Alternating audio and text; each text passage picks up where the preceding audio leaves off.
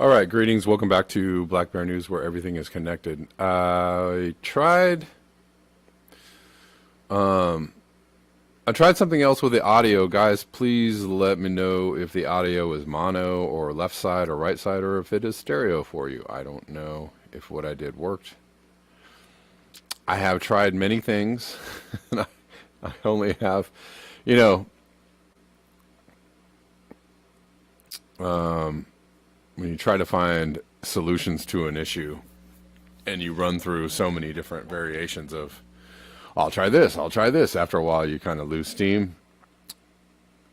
And just, if it's kind of working, just go with the kind of working. So that's, I don't know. But let me know if there's left side. Okay, right. All right. Well, I guess that didn't really work then. Well, let me see. Hold on. Let me try one more thing. Of course, Colin is getting. All right. Let me know if that is different. Is that different? Maybe I need to change it like during the show. Because I think one time I was doing the show and it was left side, and then I did something and everybody was like, oh, now it's both sides. Nope, that didn't do it. All right. Well, I don't know. I don't know what to tell you. I try and I try, but I just can't seem to figure out. I guess, it's still left side only as the audio. Okay, well, let's get into it, and lots to talk about, of course, all the time. You can probably thank Phantomas for Homunculus says, now I hear it in my toes. Okay. Good. That's just fine. If you can hear with your toes, more power to you.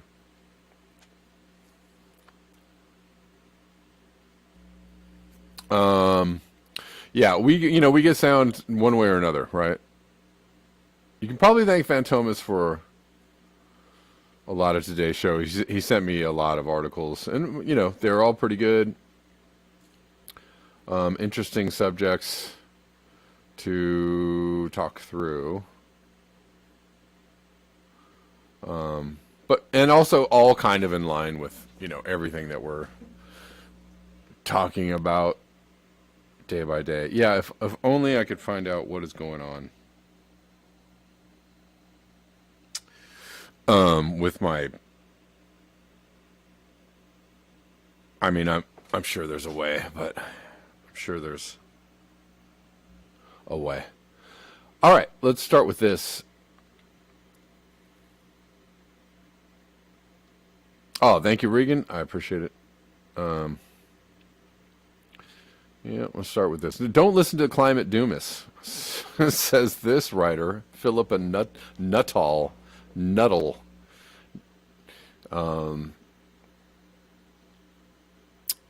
Don't listen to Climate Doomis.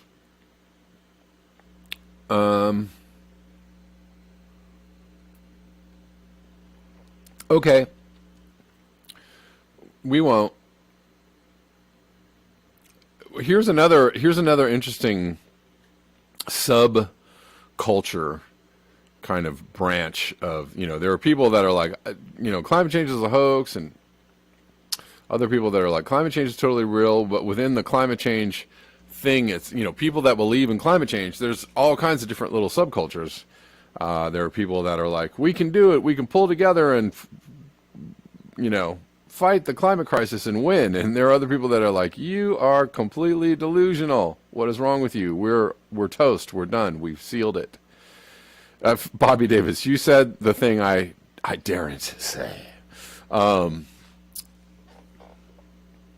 Right, you're a nut job. You're smoking hopium. Get off the pipe and give it a rest. I don't know. There's a lot of arguments. Regan says I'm a full spectrum doomer. I would count myself in the I'm pretty fairly doomy about climate change. There's still a part of me that is like, never say never. Don't make predictions that you can't. Don't write checks that you can't cash. So you actually never know. History is surprising. Humans are surprising. Things are. So even though I don't give it a lot of probability on the probability scale that we're going to pull out of this nosedive,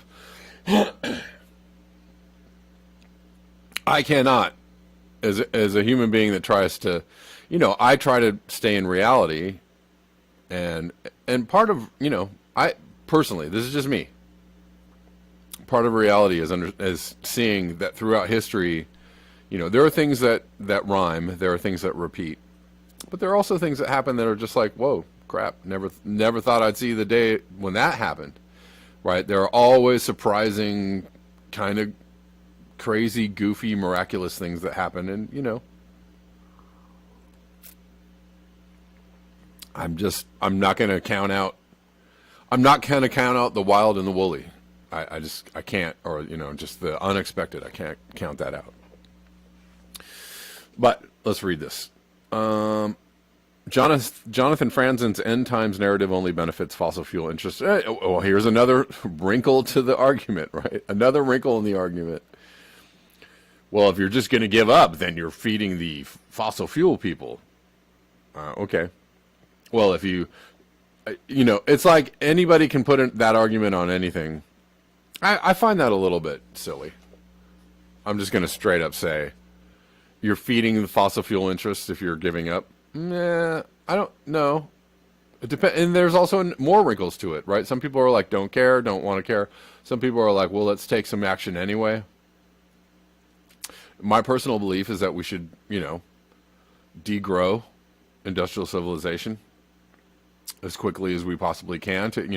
Everybody should take themselves out of the system, off the grid, live as close to nature as they possibly can, try and rid themselves daily of the appliances and all the encumbrances of modern life that are so comfortable. That would be my suggestion. And that would actually not benefit fossil fuel interests, right? To do something, but whatever.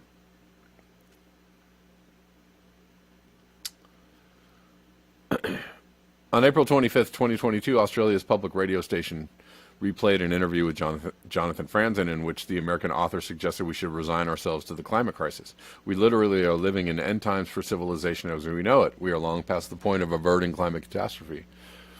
He is not alone. Climate doomism is, in some circles, becoming the new climate skepticism instead of denying the existence of climate change.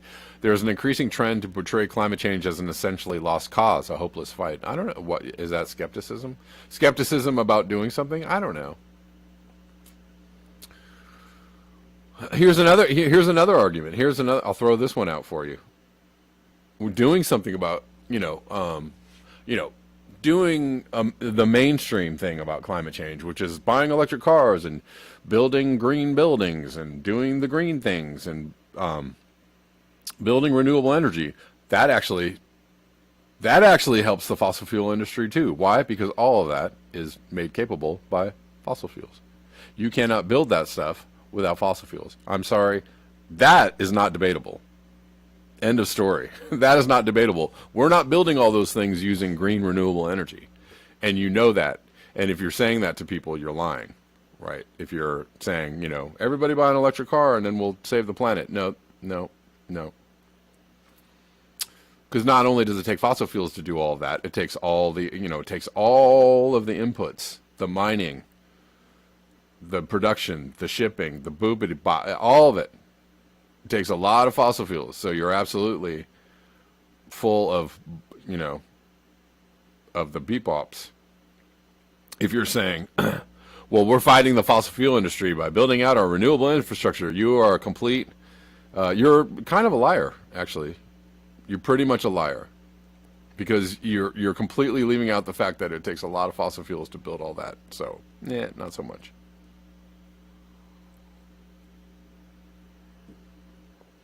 So there's a convoluted argument for you. giving up as feeding the fossil fuel industry, but building, telling us, if we build up renewables over the next 10 years, we can save the planet. That is actually also feeding the fossil fuel industry as well. And it's just a bald-faced stupidity on that, on that particular front.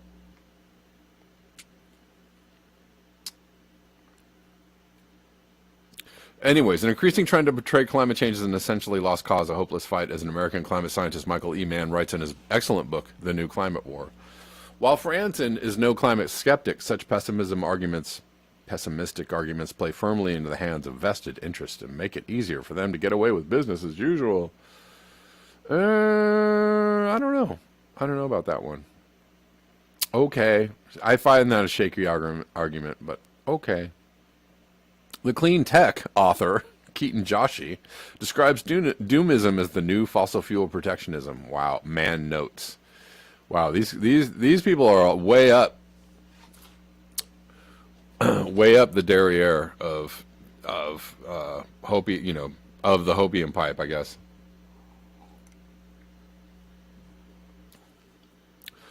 Helplessness is the new message in the end of the world. If the end of the world is coming anyway, why should politicians and industry support new technologies and ways of operating? Okay. I see your argument. I'm being a little bit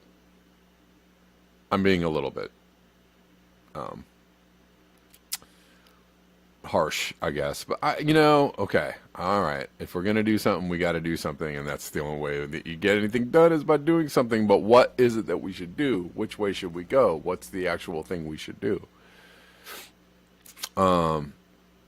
It could be argued that certain right-wing politicians in the UK and the EU are making the most of this attitude and in the cost of living crisis in the war in Ukraine. And they have the perfect pretext for pleading for more fossil fuels and less climate action while not actually denying that climate change is happening. That is actually true. There is a weird crossover with, there is a weird crossover in the messaging of like, well,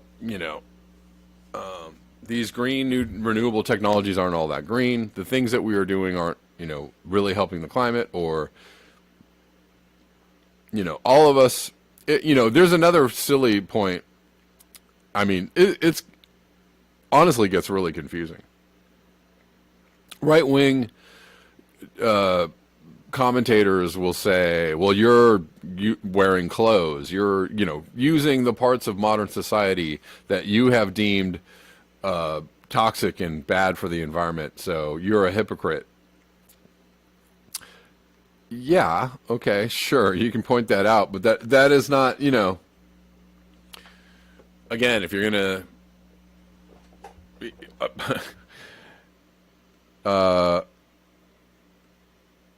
if you're just pointing out everybody's hypocrisy as a reason for them not to say anything about it, I mean, it's just a little,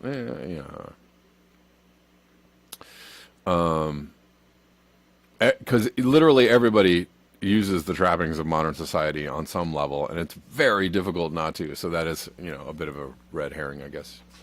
But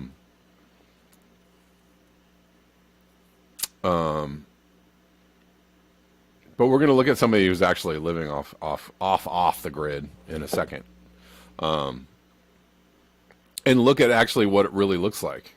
What it really looks like to fight climate change, or you can't really fight climate change, and that's another thing. There's no fighting climate change. You either stop contributing to it, or making the problem worse. You stop being a cog in the wheel of climate change, or you don't, right? Either you're continuing. Hey, Regan, I see that you're trying to call in. If you would, if we could, save calls for the end of the show. I just don't want to get through some things before I take any calls. But I see you there, and I will take your call in a few minutes.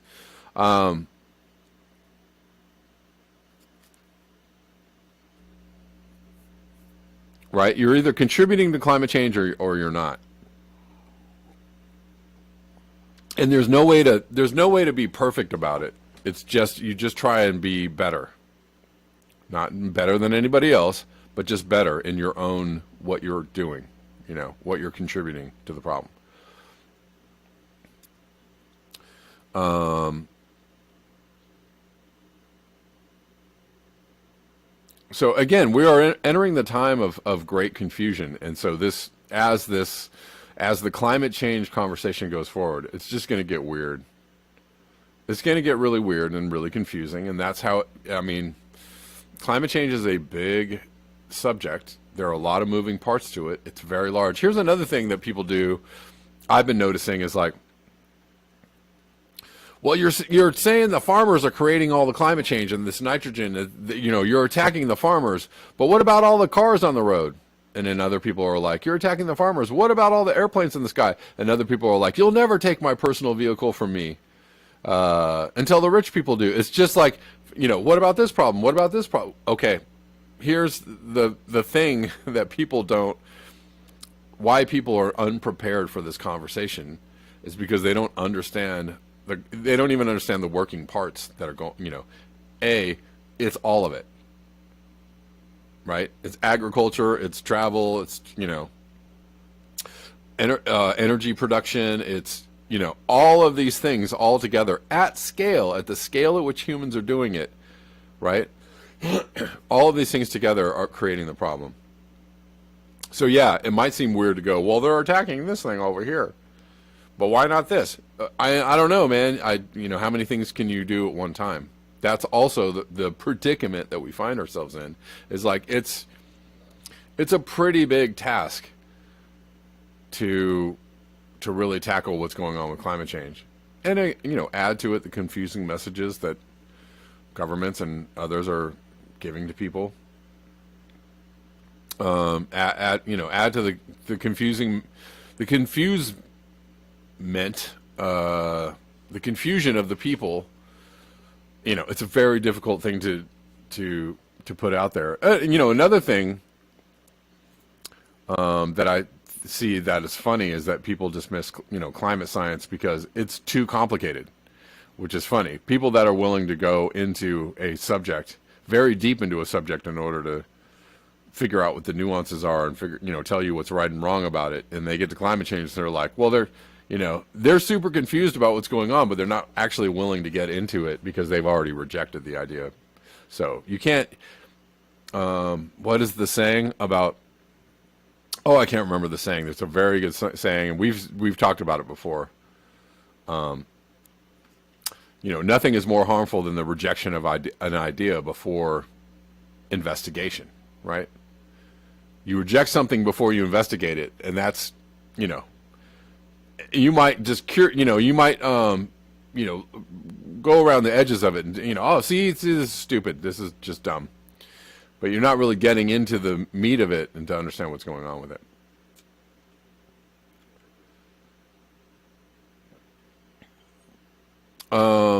Cool. Global heating is a crisis, she acknowledges. Things are very bad and will get much worse, but scientifically and politically there are still so many choices we can and must make to avoid all-out catastrophe, to avoid end times. I mean, hopefully. We do find ourselves in a very difficult place. Anyways, she's just going to cheerlead for clean energy transition. It's hard. It's tough because some of these technologies could be helpful. But again, most of the difficulty of everything comes at scale, the scale at which we are doing it. Which leads to another conversation that nobody is willing to have, right? Because if you talk about population, then you're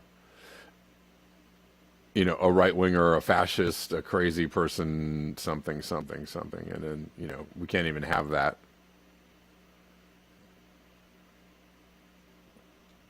Contempt prior to investigation. Sure. That's what it is. All right. Well, let's look at this guy that is actually, and, there are a few people out there. Rob Greenfield is one of those people. I think that's, trying to model the behavior that actually would look like this is fighting climate change. But a lot of people are going, oh, that's very interesting. I ain't doing that, right?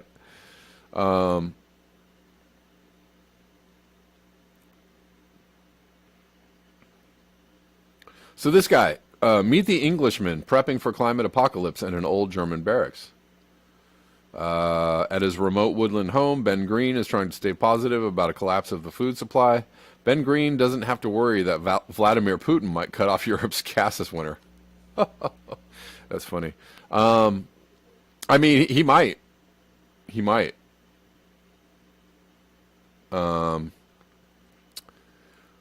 Or fret about the seasonal revival of COVID-19, or panic about a looming global food crisis. Green weaned himself off gas when he purchased the 5-hectare, 12-acre grounds of a derelict East German army barracks 3 years ago. The previous owner, who used it as an outdoor museum for vintage tanks, had gutted the building of water and gas pipes. Green patched up the roof of the refectory and insulated the windows so that temperatures inside don't drop below 5°C at night. He bathes by pouring a bucket of cold water over his head and cooks on a wood-burning stove. A 49-year-old Englishman with a graying ginger beard and the word vegan tattooed on his left upper arm, Green is unaffected by fraying supply chains because he lives almost entirely off of vegetables and fruit he grows on his land. See what he's doing? This is actually what it looks like, right? He doesn't have running water, and he doesn't have, did they say they took electricity out? Or gas pipes. He doesn't have water and gas pipes. He did some insulation. So he's not regulating his, I don't know if he has electricity or how much he has of electricity. Maybe he does. He lives almost entirely off vegetables and fruit he grows on his land. If, as Green hopes, friends give him an oil press for his 50th birthday, he will soon be able to cut out the occasional 4-mile cycle to the nearest village for cooking oil. On those trips, he does stock up on tea, coffee, and chocolate, but they are luxuries he could dispense with in the case of a systemic breakdown of supply chains. See, he's drinking coffee. It's very difficult. It's even for people that are living such a Spartan existence.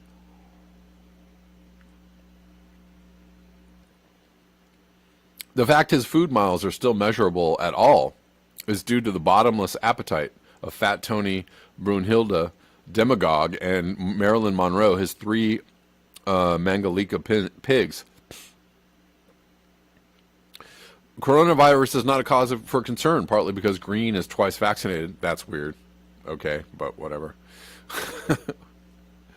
There are a lot of, contradictions and weird things in this article, but, we'll just focus on the fact the man is growing all his own food, uses very, very little in the way of energy, and that's, what we should be going for, and probably consumes, very little, right? He's tea, coffee, and chocolate.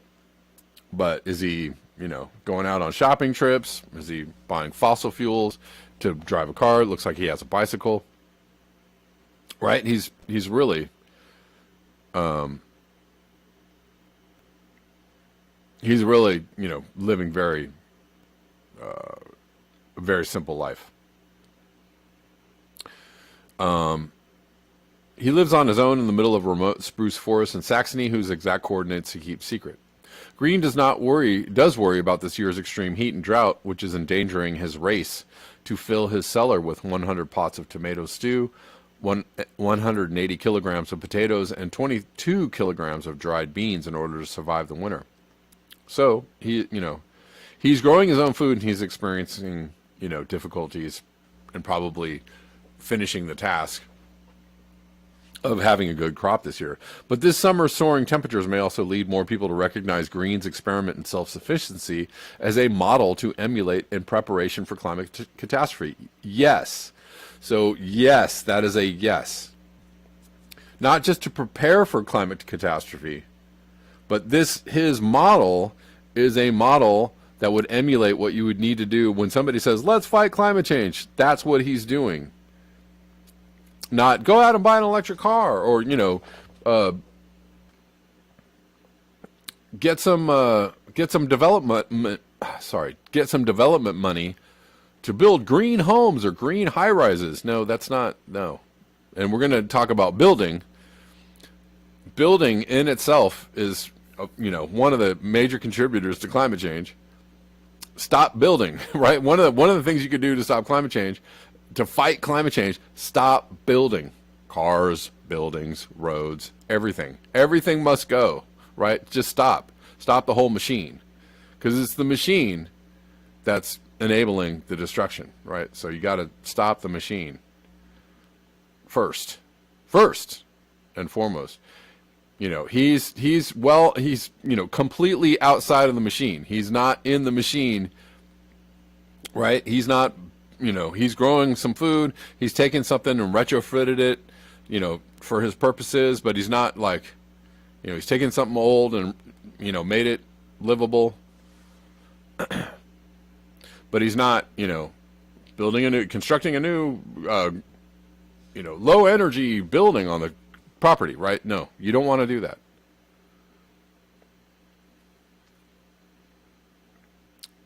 Regan says the machine is ecocidal. Yes. Let's go into that. He points out something very simple and true. When I was born, we were at 324 parts of carbon dioxide and 1 million parts of air. This year we hit 420. So, yeah, that is, as we talked about yesterday, humans are actually responsible for 50% of the carbon in the air, not 33. Somebody tried to point out it was 33. I think they were being generous. But the baseline is 280. We're at 420. We're responsible for that difference. What is the difference? 50%.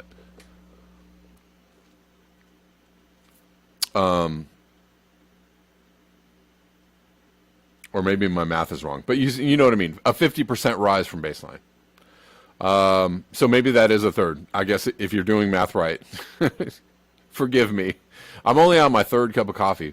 If you're doing math right, I guess that would be a third of emissions. So yes, that checks out. All right. The collapse is going to happen, and this is the year when people will notice. Okay, I'm not going to get too much farther into this. But here's interesting surveys. Living in expectation of apocalypse is no longer a minority position. A YouGov survey carried out at the start of the coronavirus pandemic found almost a third of respondents in the U.S. anticipate a life-changing disaster in their lifetime. Well, yeah, if you shut all the stores down and nobody can get food and people are lining up outside of stores to get food and things are not the same, I guess you might be more willing to accept that there might be a disaster. A separate poll of 5 countries in 2019, so pre-pandemic, so this is, I find this to be a little more convincing, found that more than half of respondents in France, Italy, the UK, and the US think civilization as they know it will collapse in years to come. That's very interesting. So lots of people, are pretty high on the conspiracy fence, right? If you believe, more than 50% of the population thinks that collapse is likely in the future, you're not alone. You're not, doomist is not a fringe position. So, nice try, Nuttall, Miss Nuttall. Nice try. You're trying to paint people as fringy and crazy. If more than half of respondents to a poll in over several countries, think the collapse is likely, I consider that not a fringe position. That would make that a pretty widely accepted thought. But they're trying, that's part of the propaganda. They're trying to make it seem like conspiracists are crazy. Nobody thinks like you. You're all alone. You're a nut. You're on the fringe. Everybody else is like, whoa. Oh my God, what are you saying? No, that's actually, conspiracies are, or conspiratorial thinking is actually probably moving into the majority, and so not so weird. But they keep trying.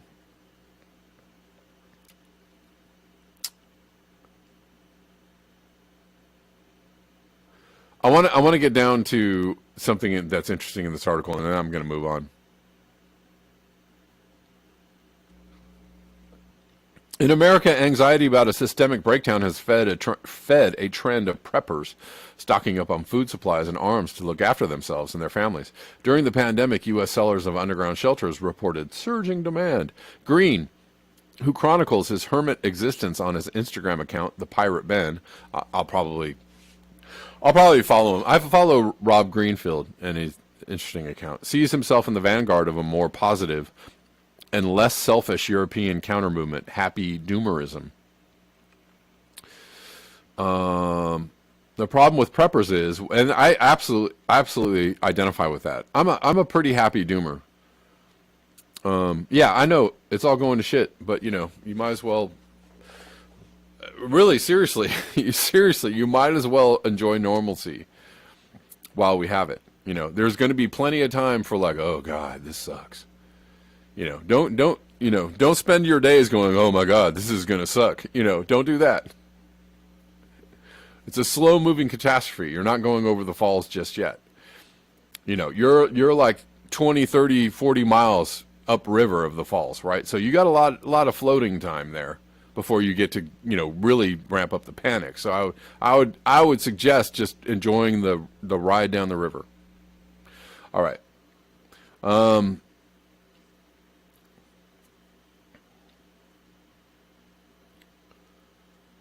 Or maybe we're not that far from the falls, but you know what I'm saying. We'll argue about the distance from the falls later. He doesn't believe in the need for population reduction, as do some on the fringes where the far right and eco-activism overlap. That's funny. The fringe, again, they're trying to make it seem like fringy, the idea of overpopulation. And it's like, no, I don't know. I don't know if it's that fringy. I don't know if it's that fringy.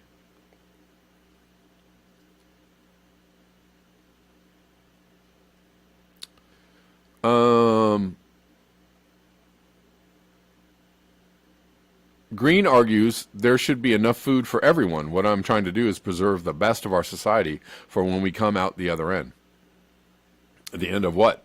The end of civilization, capitalism? I don't know. If people can keep or relearn their knowledge of how to sustainably work the land, Green argues there should be enough food for everyone. So, okay, I'm going to say yes. Only because that's our best hope. Do I think everybody's, that would be my suggestion for if hey, what do we do about the climate thing?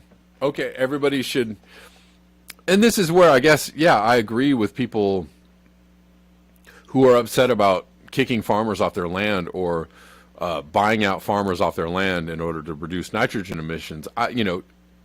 There should be another way. I actually think that people should be encouraged, in general, all the populations of all the planet Earth, of every country, everybody should be encouraged to go grow their own food immediately, right? Everybody do a community garden, grow food in your backyard. Everybody should be encouraged, get foods hyper locally.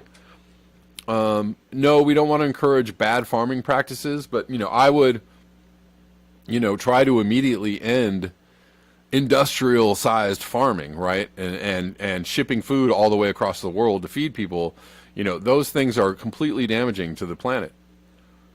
So what's the answer to that? Community food, not food coming from the store or food coming from tractor, corporations that own all the tractors and all the, farming equipment. No. Should come from your backyard, your community garden down the street. I would, that's, so will that save everybody? Will it feed everybody? I don't know, but we won't know until we get there. But I would encourage everybody to Jazz Farm. You're funny. I would encourage everybody to do that. Or get involved in that. Donut Empty Circle says, when shit gets real, people won't be as nice as you think. Probably not. Probably not.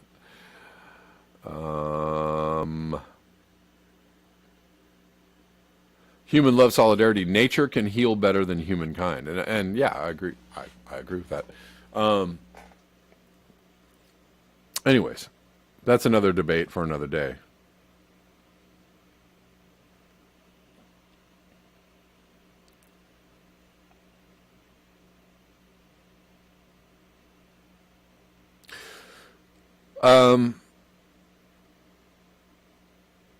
Anyways, he goes on to say every person who works for a fossil fuel company in any capacity should be tried for genocide, from the kids in the post room to the CEOs. So he,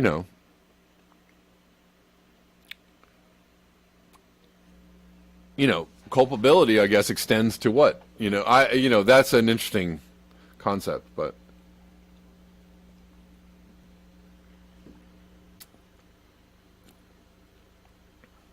you're working for an evil corporation. You knew the job was dangerous when you took it. I don't know. Anyways, interesting article. I'm not going to read any more of it.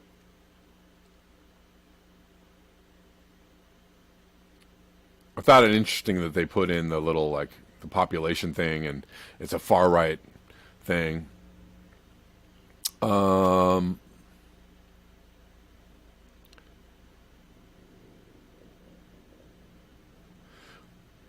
right, I'm going to cover the last things I'm going to cover. I'll cover pretty quickly. I'm going to take a call from Fantomas, and Regan, if you want to call in, please feel free. I'll take some calls now. What's up? So the interesting thing about all of this is it's constantly article after article, op-ed after op-ed, but there's nobody saying we need to start planning. There's no logistic director. There's nothing happening. There's no execution of that for anyone getting together. It's not on TV. It's not on radio. Yeah. So that's how you know it's not serious. Right. Well, and what's on TV and radio? Advertisements to buy the things. Yeah. Right. And what's in the new bill that's supposed to help fight climate change from the Biden administration? More oil drilling, right? So there's no. Yeah. That all these attempts to do something about climate change are, half-assed and misleading at best, right? So,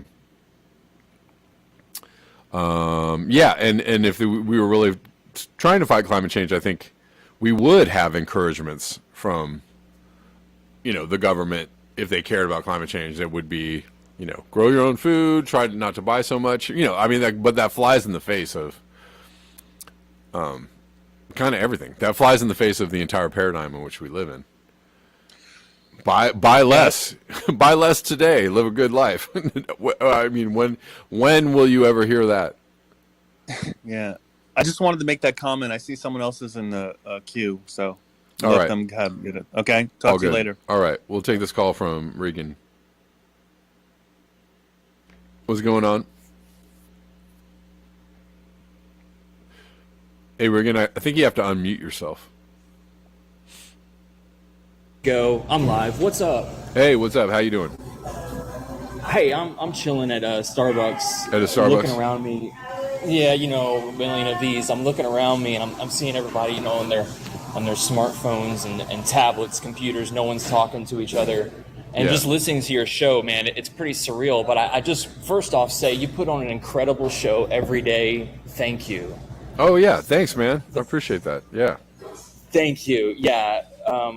Everybody can play their part in some sort of knowledge, enlightenment, because we need that so desperately right now. Yeah.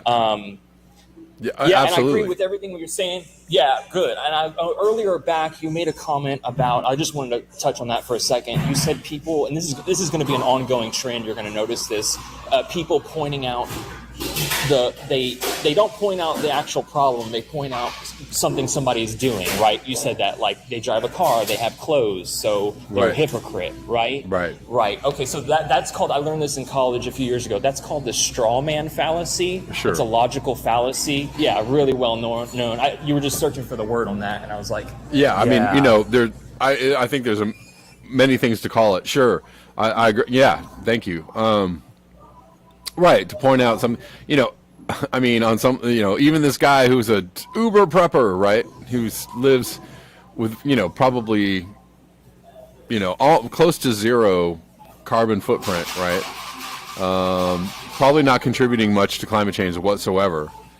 And people will point out, but he's still drinking coffee and eating chocolate. See, he's a hypocrite, right? It's like, okay, you can keep doing that all the way down the road. There's no perfection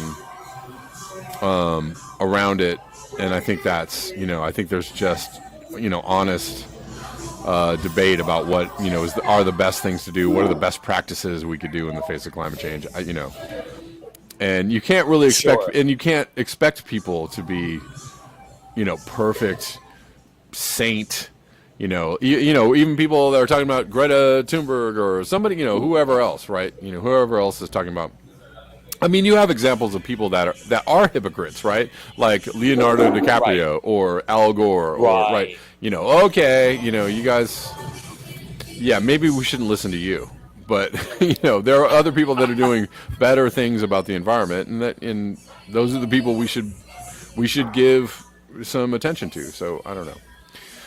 For certain. And then I just want to touch on one more thing about it, because this show is called Prep It Up, and us viewers just want to know a little bit more about what your contingency plan is, because I'll tell you personally myself, in the past year I've already built up my go bag, got together my ammunition, cleaned all my, I'm stocking up, in my small little way. Sure. And we're just curious, what's your contingency plan? Like, let's say, in the next 6 to 8 years, our politics goes belly up and you got to hightail it out of town. Are you prepared not to pay your mortgage anymore? I mean, If you have to? well, I really don't know. I'm a little, as far as like prepping goes, like what I'm doing is try to just become a more like self-sustaining person. Like I do grow some of my food, not all of it, but I do, some of the, daily I eat food that I grow. So there's that. So I try to just, I'm just becoming a better farmer every day. And I'm not that good of a farmer. I'm actually a terrible farmer, but I'm trying to get better at it. And I do try to I try to limit my like reliance on appliances and everyday kind of like conveniences, but it's I have a washing machine and a dryer, and I have a car, and I have this computer, and I have these lights, like I have a lot of things that are very much modern civilization technology helpful things, Sure. right? Like I do all that. We're not faulting you for that. Right, but what I'm saying is I'm more like my prepping is more about becoming less reliant on industrial civilization. Right. So Same. I try, so I cook all my food, all my own food. I prep a lot of my own food, right? I'm making like fig preserves, and I make my own peanut butter, and I make my own bread, and I make, I just try to become less like reliant on if I couldn't go to the store at all, like I could scrounge up some food, from either my garden or, my pantry, and I could make things and not be completely completely screwed, right? So that's kind of what I'm trying. That's kind of what I'm trying to do, and I'm also just trying to, absorb a better knowledge base about how things work, and how to work with nature, and how to be, how to figure out how to live off the land. You could even go farther, right? I could go. There's classes for people that can go up into the mountains where I live and live off the land, eat, acorns and berries and shit, right? Like you can really get extreme with it. But so part of my contingency plan, just to go even further, is actually part of my contingency plan. Like you have a go bag, it's actually to get the F out of here. Like that's part of my contingency plan. Like if shit goes south, what are you going to do? Take all your food with you if you have stores and stores of food? No. I think it's a good idea to to stock up for, have maybe a couple weeks or maybe a month or, whatever you think is comfortable. Have a couple, How many people live in your metropolitan area? I mean, million. That's the thing. Millions of people, right? So it's just, it's going to be mayhem. Like I live in one of the biggest metropolitan areas on the planet. So, so it's just, probably, best idea is to go away, right? Like if I see something going down, if I see I see this, I see where this is going, this isn't going to be good. And I think that the best thing to do would be to get out of Dodge, then that's what I'm going to do. And so in that case, take your growing kit with you. Right. In that case, it's or travel lightly, right? Take a few, a few essential tools, and get out and try and set up shop somewhere else. But I mean, we can't all afford a retired military bunker. We can't all afford that. Exactly. And I personally, I'm not gonna, I'm really not gonna be. I'm not gonna bank on defending my house with a bunch of weapons, right? Like I'm not gonna. Yeah, no. In a city that of like is done for. 6, 8, in a metropolitan area of like whatever it is, 6 or 8 million people or something. It's like I'm not gonna. Yeah, no, I'm not. Dude. No, I'm not gonna tough it out with a rifle. No, I think I'm gonna go up into the mountains. Right. I think I'm gonna hike into the mountains, or I'll get on a highway and try to Find get a out cave. of town. Something. Find a cave. Right.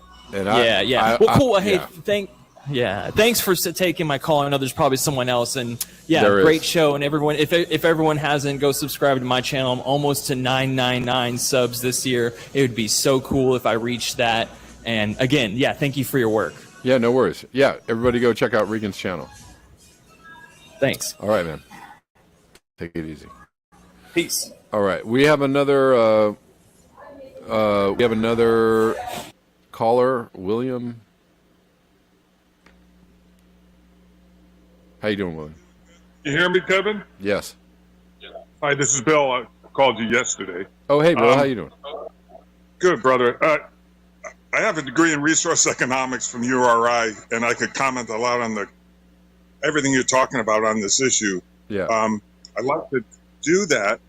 And then regarding the issues we discussed yesterday, I have more information that perhaps it's best if I don't share on YouTube. You follow me? Maybe I can call you again a little later. Well, William, if you don't mind, can let's keep it to one topic, because I'm going to have to. I want to get back. I want to get back to a couple other things before I end the show. So let's keep it succinct, I guess, on the first thing you want to talk about. But yeah, give it to me. Well, it's interesting. For the real doubters, there's a U.S. Army War College report on climate change that they can read, and I don't think the U.S. Army War College is putting out propaganda on this issue. You follow me? I don't think so either.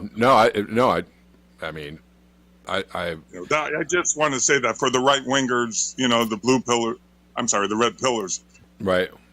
You have the U.S. Army War College report, which, by the way, states by 1950 they don't know if they'll be able to manage the migrations around the world and the conflicts that's going to cause. That's where that report is written from that angle.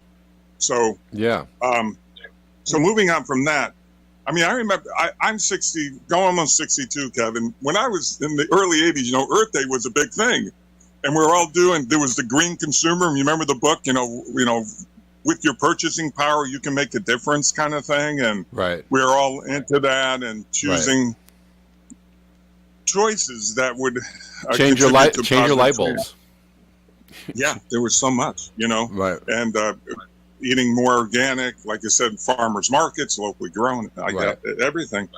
And it's fascinating to me to see the pushback on this today. When we're at this stage when, 100 million people are under a heat wave warning throughout the Midwest. You have to ask yourself, how deep is the denial? You follow what I'm saying? And yeah. So go ahead. I'm sorry. Oh, well, I was just going to say, the Army knows all about climate change. The fossil fuel companies know all about climate change. Like, there's been so many studies and that are like, hey, that have said, hey, this is, going to be a problem around this time, right? But, between the year 2000 and 2100. And, some put it out farther, some put it closer.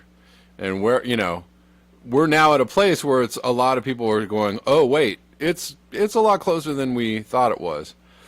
And it looks like we're seeing the first signs of this, and in the denialist standpoint is like, well, all of a sudden we're hearing about this climate change thing. It's like, no, you're not. Really? You're not. It's actually been said for, well, here's two sides of the same coin.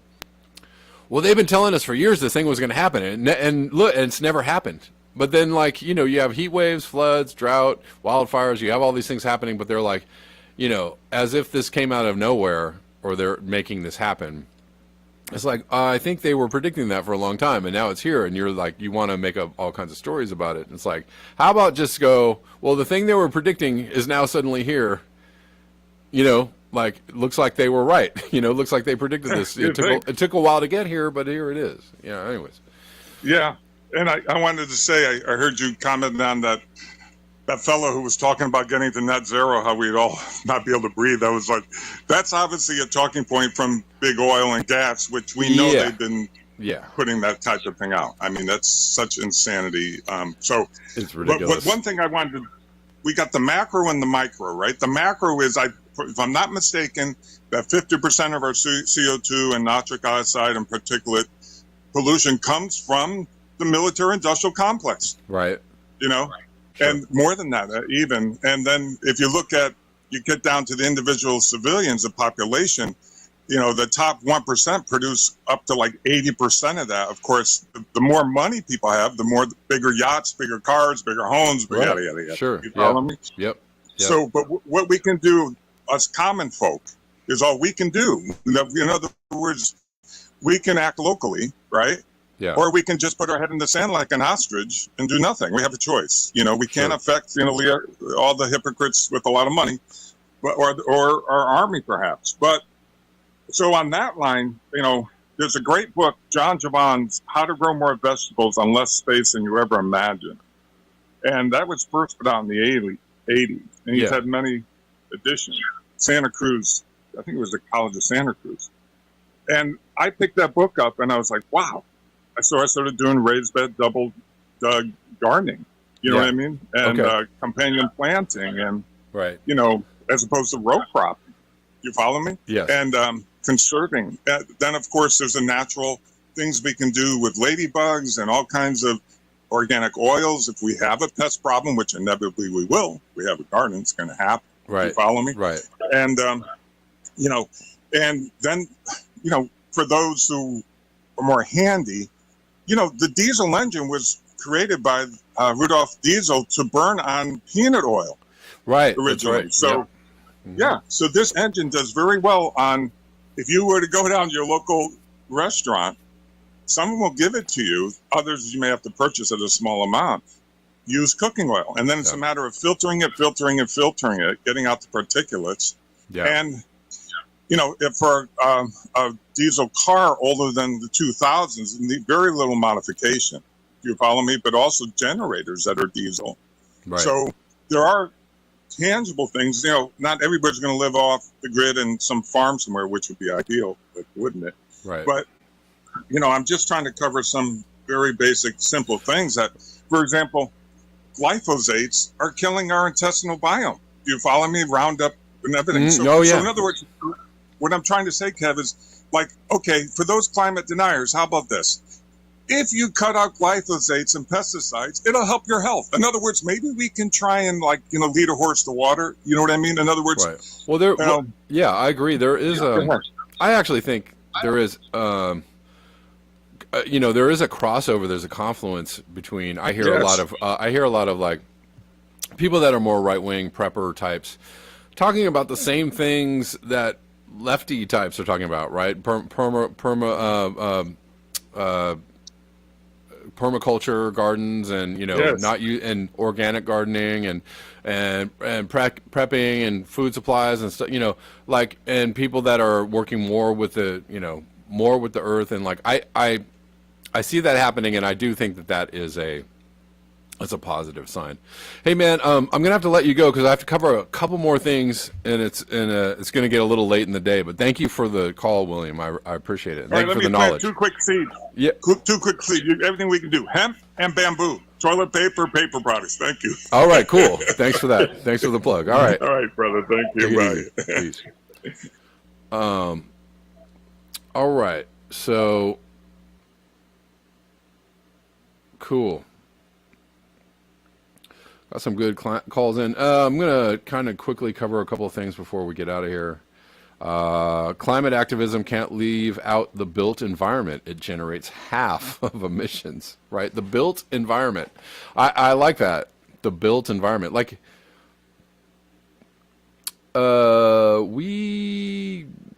we all live in a built environment, don't we? Right? That's humans. What have humans done but build, build, build, build, build?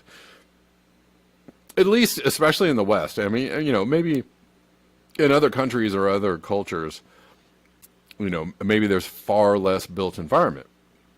But that's, becoming a thing of the past. Like almost every country, almost every culture, they have large cities, everybody lives in houses and has roads and blah, blah, blah. I mean, that's becoming more of a regularity. So we all live in a built environment.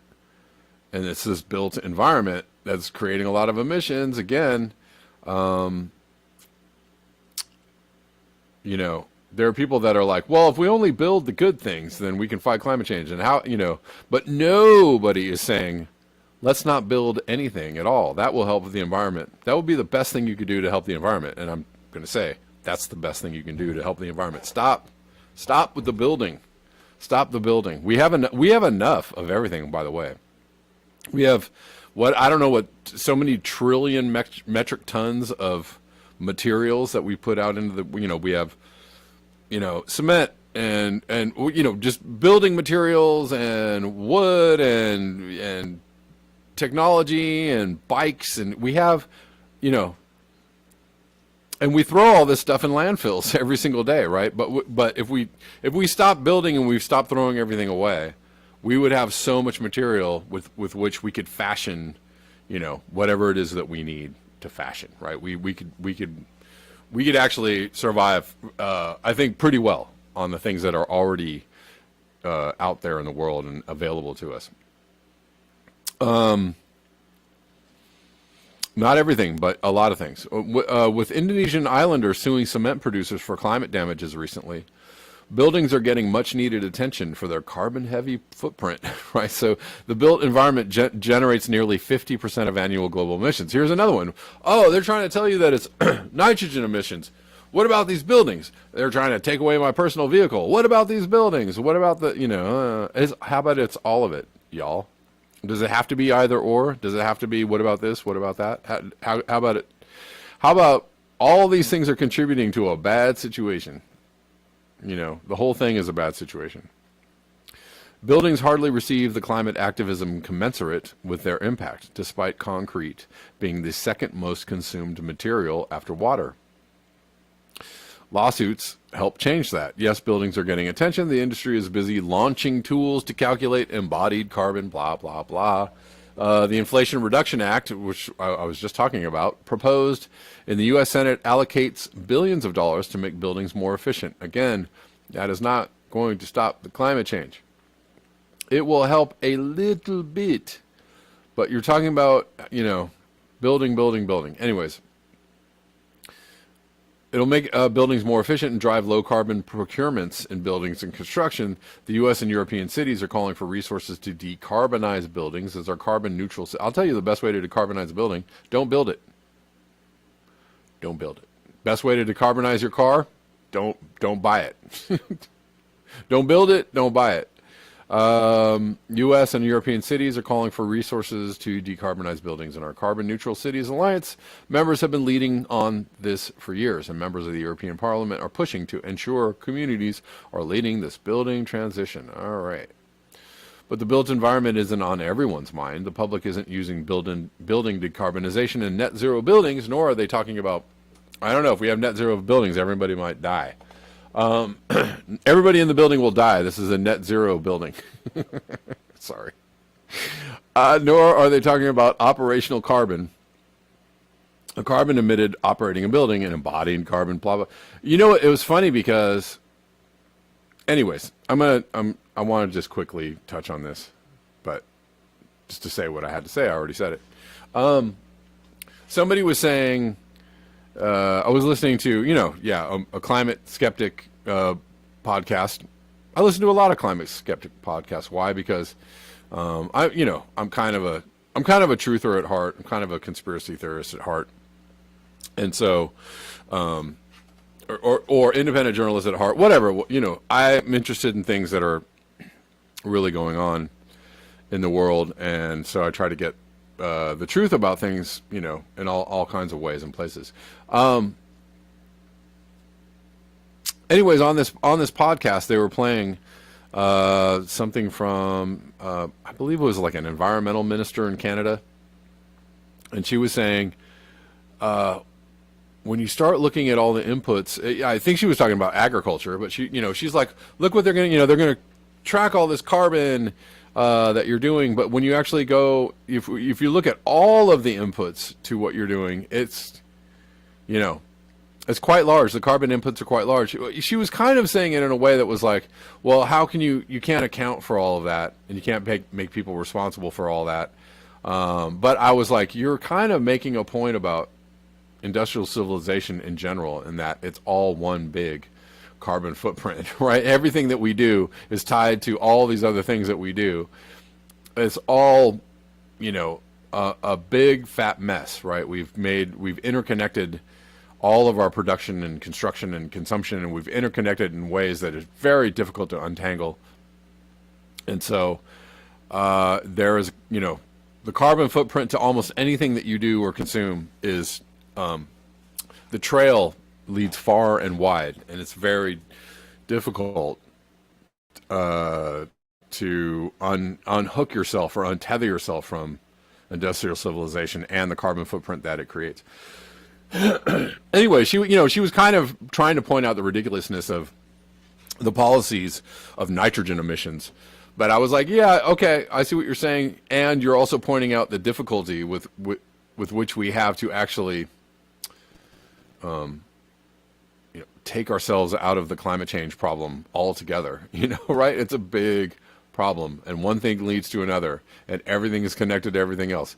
Everything is connected to everything else. All right, let's move on, because we have very little time left. Then I think just a couple of things we'll touch on. This is actually, I find this somewhat hilarious. Again, this points to the problem of scale. Eating too much protein makes pee a problem pollutant in the U.S. So this, from Scientific America, actually points out that there's a nitrogen problem coming from people's pee. So we have all these farms emitting nitrogen emissions. That's bad. But all the farms make all the food for all the people, and all the people eating all the food, whether it's animal or high protein, whatever it is, plants, are peeing out the nitrogen from the food. And this is the point. It's like, oh, okay. Well, how do you deal with that one? This is the point at which you have to realize it's about the scale at which we are doing everything. And when you talk about scale, you have to actually talk about what? Overpopulation. Too many people doing too many things, right? And that is just simple physics and simple math. I'm sorry, you just can't get around that. And it's not Malthusian or eugenicist or crazy or loony to talk about. It's a conversation probably people will have more conversations about eventually. But I mean, when you have what are the problems that technology has been used to solve through the last couple centuries? A lot of those problems that the technology has solved are problems of scale, right? You have cities, and cities were very infested with garbage and rats and sewers, and that brought on disease. And how did we fix that? Well, we started collecting garbage, and we started cleaning the water supply. And how we clean the water supply? Put chlorine in the water, right? And you built up this whole infrastructure around negating these problems of scale, right? Because these problems don't exist when the scale is much, when there's far fewer humans, and they're just out doing whatever, farming, or there's just very few humans doing human things, and they're doing things that might or might not be destructive to the planet, or destructive to nature, or destructive to themselves, because there's too many of themselves piled on top of each other, right? But when you start having a lot of humans living all packed together in cities, right, and these cities become bigger and bigger and bigger, and then you have these problems that are due to what? To scale. And now, we're experiencing the knock-on effects of climate change, and then you're saying like, well, we got to stop doing these things. oh, that's going to make it hard for people to get food, or people to do all the things that they want to do, or people to live the lives that they thought they were going to live when they went to college and got their degree and got their really good job and made their really good salary. Now we can't do all those things because you're telling us that these are all problems. Well, they are problems. Not we're telling you they're problems. They are problems, right? And they're all problems of scale. Unfortunately, that's just the physics of it, and you can't deny the physics of it. It's all problems of scale. So the technology itself, right, realize says, and not considering the consequences of our technology. The technology itself that we develop in order to solve these problems of scale, they bring with it what? Their own problems. And then those problems become problems of scale, right? We develop more technologies to deal with those problems, and so on and so forth.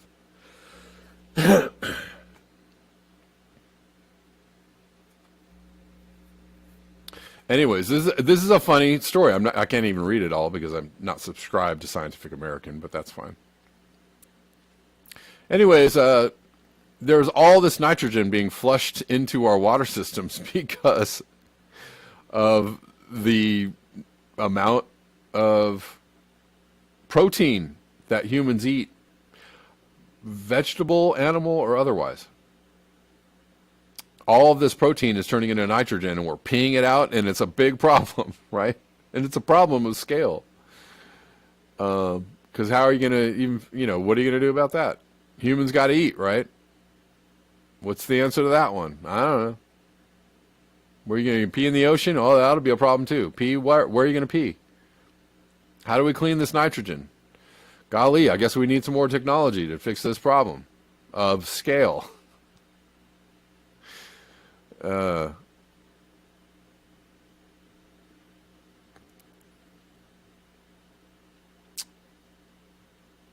Anyways, guys, I'm going to cover the rest of this stuff tomorrow. I'm running out of time. I actually have a couple of have a couple more things that I would like to cover today, but I just don't have the time to do it. Dreaming Butterfly says agriculture is the original sin. Perhaps, but it also is a problem of scale, isn't it? Like agriculture on a small scale is not as destructive or probably not as problematic, but what does agriculture lead to? It leads to, more humans, right? We can feed more humans because we're growing more food, and we can control the food supply, and more humans. Now there's more humans, and we got to grow more food, and what do we do? Blah, blah, blah, blah, blah. And if we have a famine or no rains or a drought and all the food goes away, then all the humans die. Whoa. I mean, that's, whoa, now we got to figure out how to store the food and store the food for years. Just in case we have a famine and all the food goes away and we don't want all the humans to die, blah, blah, blah. And then we would, there's another problem with that. And we got to create technology to do something about that, blah, blah, blah. Yes, with agriculture leads to civilization, yes. All right, guys. Thanks so much for your eyes, your ears, and your conscience. Thanks thanks to everyone that called in today on the call-in app. I appreciate you all. I'll see you tomorrow at the regular time of 10 a.m. Pacific Daylight Time. And until next time, peace. Hold on. Before I go, put my Cash App up, and that'll be that. All right. Take it easy, y'all.